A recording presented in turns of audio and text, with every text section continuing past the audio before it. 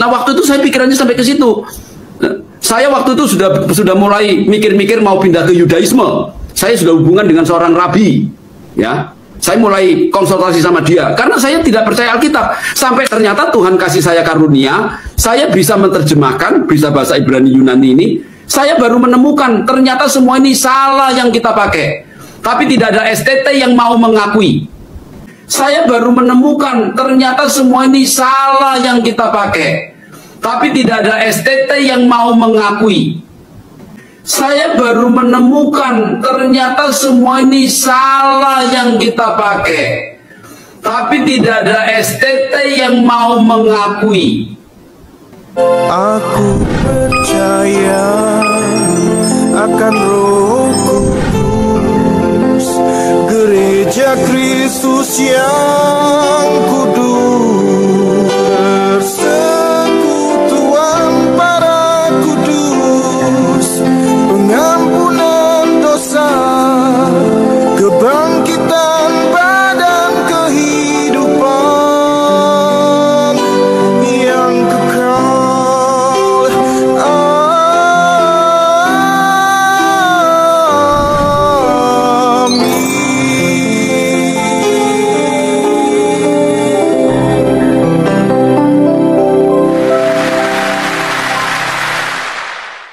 Salve. Pertama-tama saya mau buat disclaimer kepada semua audiens, bahwa video ini ditujukan kepada para pengikut Kristus di dalam gereja Katolik dan kepada siapa saja yang ingin mempelajari iman Katolik dengan tulus dan jujur. Tujuannya adalah katekese untuk memperkuat iman kepada Yesus Kristus dan memberikan tambahan pengetahuan tentang ajaran Kristiani di dalam gereja yang satu, kudus, Katolik, dan Apostolik, yang bersumber pada 3 pilar kebenaran yaitu Alkitab, tradisi suci gereja, dan magisterium gereja. Selain itu, video ini bersifat apologetik. Artinya, konten video ini berisi argumentasi-argumentasi yang mempertanggungjawabkan kebenaran ajaran iman Katolik. Jika Anda bukan beragama Katolik, saya tidak menyarankan Anda untuk lanjut menonton karena ajaran iman yang dijelaskan mungkin berbeda dan tidak sesuai dengan ajaran iman di dalam agama Anda. Namun jika Anda tetap ingin lanjut menonton, itu adalah hak Anda masing-masing sebagai pribadi yang memiliki kehendak bebas dan saya tidak bisa melarangnya. Jika Anda tidak setuju dengan ajaran iman Katolik yang dijelaskan di dalam video ini, tidak apa-apa. Toh, ini bukan ajaran agama Anda. Sekarang mari kita simak videonya. Baru-baru ini ada sebuah video yang beredar yaitu tentang dialog antara Pendeta Dr. Yonatan Purnomo pendiri Biblikos dan Pendeta Dr. Joshua Tau. Mereka mendiskusikan tentang kanonisasi Alkitab. Pendeta Yonatan Purnomo mengklaim telah melakukan penelitian terhadap kanonisasi Alkitab yang benar. Berdasarkan hasil penelitian yang dilakukan tersebut, beliau menemukan bahwa kanonisasi Alkitab pertama kali dilakukan di Konsili Hippo pada tahun 391 Masehi. Kemudian kanonisasi Alkitab yang sama ditegaskan kembali di Konsili Kartago pada tahun 397 Masehi. Konsili Hippo memutuskan kanonisasi Alkitab Perjanjian Lama terdiri dari 46 kitab yaitu 1. Kitab-kitab Pentateuch yang terdiri dari 5 kitab yaitu Kejadian, Keluaran, Imamat, Bilangan, dan Ulangan. 2. Kitab-kitab sejarah yang terdiri dari 16 kitab yaitu Yosua, Hakim-Hakim, Rut, 1 Samuel, 2 Samuel, 1 Raja-Raja, 2 Raja-Raja, 1 Tawarikh, 2 Tawarikh, Ezra, Nehemia, Tobit, Yudit, Ester, 1 Makabe, dan 2 Makabe. 3. Kitab-kitab hikmat yang terdiri dari 7 kitab yaitu Ayub, Mazmur, Amsal, Pengkhotbah, Kidung Agung, Kebijaksanaan, Siraf. 4. Kitab-kitab kenabian yang terdiri dari 18 kitab, Yesaya, Yeremia, Ratapan, Baruf, Yehezkiel, Daniel, Hosea, Yul, Amos, Obadja, Yunus, Mika, Nahum, Habakuk, Zefanya, Hagai, Zaharia, dan Maleafi. Ke-46 kitab Perjanjian Lama di atas sudah termasuk 7 kitab yang dikenal dengan nama Deuterokanonika. Perlu Anda tahu adalah istilah deuterokanonika ini belum dikenal pada abad pertama kekristenan. Jadi ketika konsili Hippo berlangsung, gereja belum mengenal yang namanya deuterokanonika. Begitu pula hingga konsili Kartago, bahkan hingga reformasi Protestan pada abad ke-16, gereja belum mengenal deuterokanonika. Nanti setelah reformasi Protestan, Martin Luther mengeluarkan 7 kitab perjanjian lama itu, istilah deuterokanonika mulai dikenal. Isi dari perjanjian lama kanon Alkitab konsili Hippo ini persis sama dengan isi Septuaginta. Apa itu Septuaginta? Septuaginta adalah kitab perjanjian lama berbahasa Yunani yang ditulis pada sekitar tahun 280 sebelum Masehi, hampir 3 abad sebelum kelahiran Yesus Kristus, oleh 70 ahli Taurat Yahudi di Alexandria.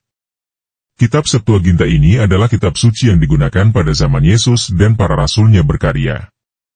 Sedangkan konsili Kartago yang dilaksanakan pada tahun 397 Masehi, justru menegaskan kembali kanon Alkitab yang sama dengan yang diputuskan pada konsili Hippo. Jadi sejak itu gereja menggunakan kanon Alkitab yang sama.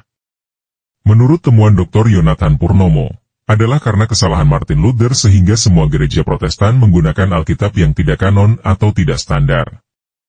Karena Martin Luther mengeluarkan kitab-kitab yang disebut dengan deuterokanonika dari perjanjian lama. Itulah sebabnya banyak kebenaran yang hilang dan banyak ajaran yang tidak lengkap di dalam gereja Protestan, karena mereka menggunakan Alkitab yang tidak sah. Mari kita saksikan bagian ketiga video ini. Tim Katolik harus tahu memberikan kritik dan ulasan yang sesuai dari sisi gereja Katolik untuk menanggapi diskusi kedua pendeta Protestan ini. Tujuannya adalah sebagai katekese bagi umat Katolik untuk mendapatkan informasi dan ajaran yang sebenarnya, berdasarkan ajaran gereja yang satu, kudus, Katolik, dan apostolik. Jika ada yang menanyakan, mengapa menjadikan kedua pendeta ini sebagai parameter?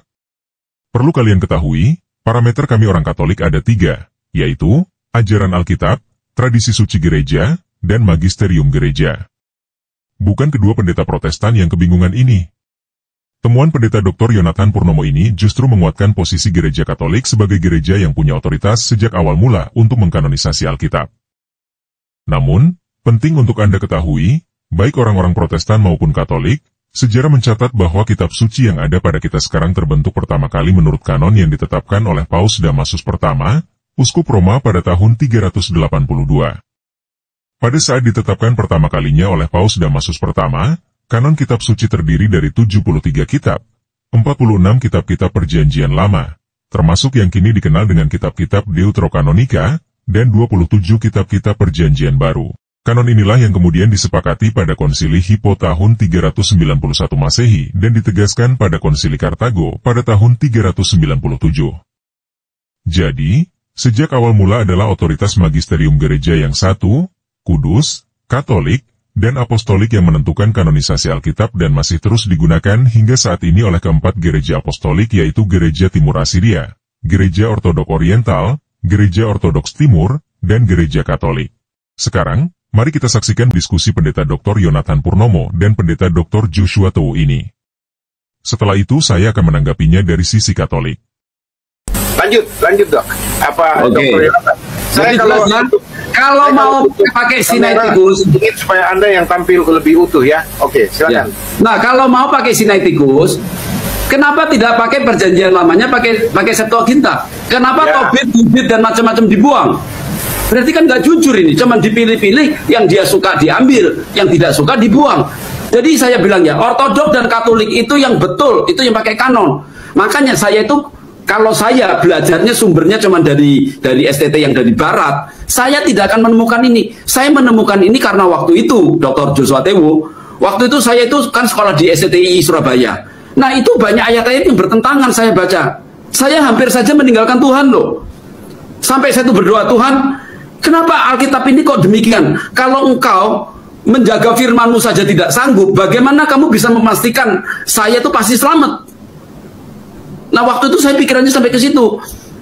Saya waktu itu sudah mulai mikir-mikir mau pindah ke Yudaisme. Saya sudah hubungan dengan seorang rabi, ya. Saya mulai konsultasi sama dia karena saya tidak percaya Alkitab. Sampai ternyata Tuhan kasih saya karunia, saya bisa menerjemahkan, bisa bahasa Ibrani Yunani ini. Saya baru menemukan ternyata semua ini salah yang kita pakai. Tapi tidak ada STT yang mau mengakui. Ya, jelas salah yang Anda pakai, karena Alkitab yang Anda pakai itu tidak kanon. Kanon yang paling benar dan paling tepat itu hanya ada di gereja Katolik, ya. Yang jumlah Alkitab Perjanjian Lamanya adalah 46 dan Perjanjian Barunya adalah 27.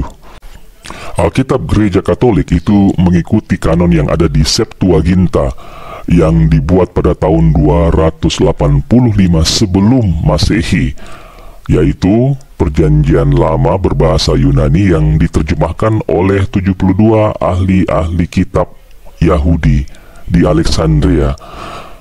Selain itu, juga sama dengan kanon Alkitab yang ditetapkan oleh Paus Damasus pertama melalui Konsili Roma tahun 382. Jadi Anda perhatikan Septuaginta, kemudian kanon Alkitab yang ditetapkan Paus Damasus I pada tahun 382 Masehi, itu isinya sama. Bukan hanya itu, tetapi lanjut pada Konsili Hippo pada tahun 391 atau 393 Masehi. Santo Agustinus dari Hippo, Uskup Hippo, memimpin Konsili Hippo untuk menetapkan kanon Alkitab, ya, dan isinya itu sama dengan Septuaginta, sama dengan yang ditetapkan oleh Paus Damasus pertama. Lalu kemudian pada tahun 397 kanon Alkitab kembali ditegaskan melalui Konsili Kartago, dan jumlahnya sama, isi Alkitabnya sama dengan Septuaginta, dengan kanon yang ditetapkan oleh Paus Damasus di Konsili Roma tahun 382, yang ditetapkan dengan Konsili Hippo tahun 391 sampai 393. Itu jumlahnya sama. Dan yang paling penting yang harus Anda ketahui adalah apa? Bahwa hasil Konsili Hippo, hasil Konsili Kartago itu harus membawa hasil kanon Alkitab yang mereka tegaskan itu kepada apa yang mereka sebut gereja di seberang lautan. Nah, apa yang dimaksud dengan gereja di seberang lautan? Karena Kartago itu terletak di Afrika Utara, langsung berseberangan dengan Italia, maka kalau kita lihat di peta, maka gereja di seberang lautan itu yang dimaksud adalah gereja Roma. Jadi seperti bahasa kita sekarang, hasil keputusan konsili itu harus diratifikasi atau harus disahkan oleh pusat gereja pada saat itu, dan juga pada saat sekarang karena masih gereja yang sama, yaitu gereja Roma atau uskup Roma. Kenapa? Karena mereka lah penerus tahta suci Santo Petrus. Mari kita dengarkan sedikit cuplikan penjelasan dari Romo Bayu terkait hasil keputusan Konsili Kartago ini, ya. Kemudian ada keterangan yang sangat menarik di Konsili Kartago. Jadi kan sudah diputuskan, ya. Berarti apa? Bahasa gampangnya, di dalam Konsili Kartago tahun 397 itu dikatakan, diputuskan isi Alkitab Katolik adalah ini. Nah, sah gitu loh maksudnya. Itu di kapan? Di mana? Di Kartago tahun 397. Persis yang kita punya sekarang. Menariknya adalah terkait daftar isi tadi, terkait kanon Alkitab tadi, Sinode Kartago memberi catatan dalam keputusan. Apa catatannya? Gereja seberang laut harus diberitahu bahwa kanon kita Alkitab itu begini. Tujuannya apa diberitahu, Win? Diteguhkan. Yes. Pusatnya kan.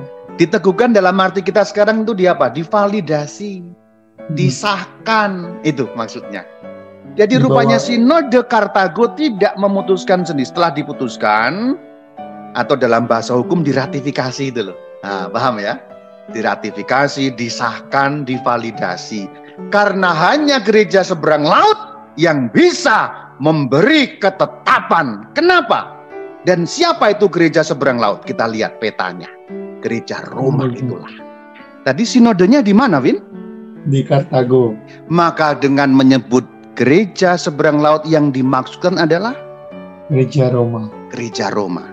Kenapa gereja Roma ditunjuk atau diberitahu untuk meratifikasi, untuk meneguhkan, untuk memvalidasi, untuk mengesahkan? Apa jawabannya? Karena gereja Roma dipimpin oleh penggantinya, pemimpin para rasul. Berarti memang yang harus mengesahkan itu Petrus kan. Petrus yang sudah digantikan tentu saja ya, bukan Petrus harafiah, tapi gereja yang dipimpin Petrus, gereja Roma. Dan gereja seberang laut itu istilah pada zaman itu.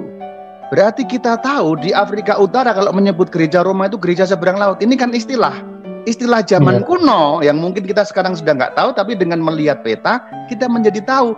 Oh, maksudnya berarti gereja Roma harus diberitahu untuk mengesahkan keputusan ini.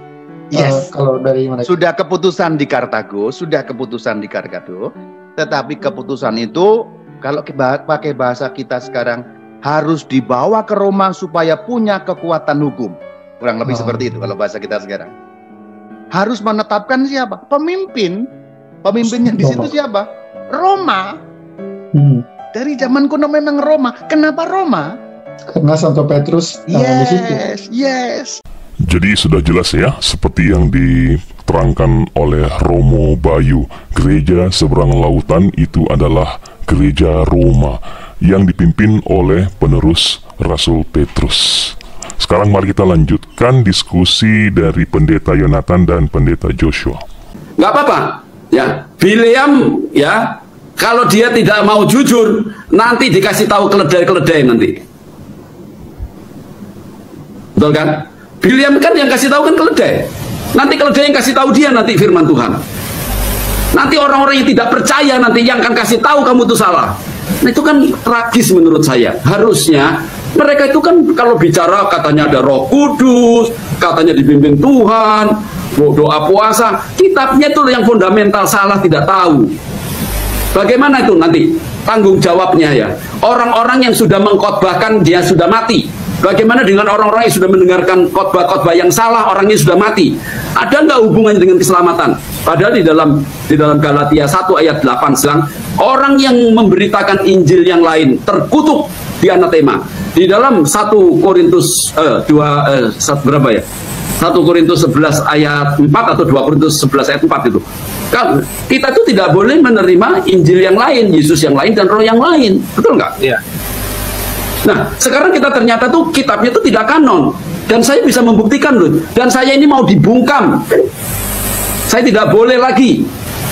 Saya dapat surat tidak boleh. Ini kan memalukan saya, betul kan ya? Iya, betul. Dr. Yonatan, sebenarnya kalau mau jujur, Anda tidak perlu beralih ke Yudaisme. Anda cukup mempelajari sejarah gereja, dan ketika melihat kebenaran itu, maka Anda harus mencari gereja mana yang pertama kali ada dan sudah menerapkan kebenaran itu. Sebenarnya ketika Anda mempelajari isi daripada perjanjian lama dan menemukan bahwa konsili-konsili gereja Katolik yang menetapkan kanonisasi Alkitab, maka sebenarnya jalan Anda sudah terbuka untuk menuju pada kebenaran yang sejati yang ada di gereja yang didirikan oleh Tuhan Yesus itu sendiri. Maka tidak heran jika banyak teolog-teolog Protestan setelah mempelajari sejarah gereja itu mereka menemukan bahwa gereja mula-mula adalah gereja Katolik, ya, yang sekarang disebut dengan gereja Katolik Roma. Gereja mula-mula yang didirikan oleh Tuhan Yesus itu adalah gereja yang satu, kudus, Katolik dan Apostolik.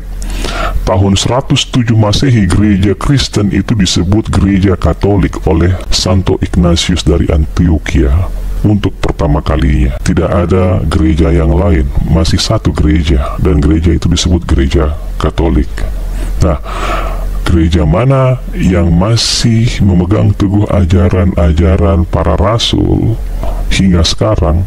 Itulah gereja Katolik yang sekarang berpusat di Roma dengan uskup Roma sebagai pemimpinnya, menjadi wakil dari Kristus di dunia ini sesuai dengan Matius 16 ayat 18. Namun masalahnya banyak orang Protestan yang berkeras hati tidak mau menerima itu, tidak mau membuka diri akan kebenaran itu. Ya, padahal teolog-teolog Protestan, ahli-ahli kitab suci Protestan, ya, ketika mereka mempelajari sejarah gereja dan akhirnya mereka menemukan kebenaran itu ada di gereja Katolik, mereka semuanya berpindah, beralih menjadi Katolik, ya, seperti Dr. Scott Hahn dari Gereja Presbyterian, Dr. Marcus Grodi dari Gereja Presbyterian, ada Steve Ray, teolog dari Gereja Metodis, ada Keith Nestor dari Gereja Metodis, ada juga Pendeta Alex Jones dari Gereja Kristen Maranatha, aliran Pentakosta, bersama dengan 54 anggota gerejanya, jemaat gerejanya. Mereka ramai-ramai beralih ke gereja Katolik. Dan masih banyak lagi teolog-teolog, ahli-ahli kitab suci dari Protestan yang berpindah menjadi Katolik setelah mempelajari kebenaran di dalam Alkitab, di dalam sejarah gereja. Kenapa tidak berbalik saja kembali ke gereja Katolik? Tidak perlu menjadi Judaisme dan meninggalkan Kristus. Aku percaya akan Roh Kudus, gereja Kristus yang kudus, persekutuan para kudus, pengampunan dosa, kebangkitan badan, kehidupan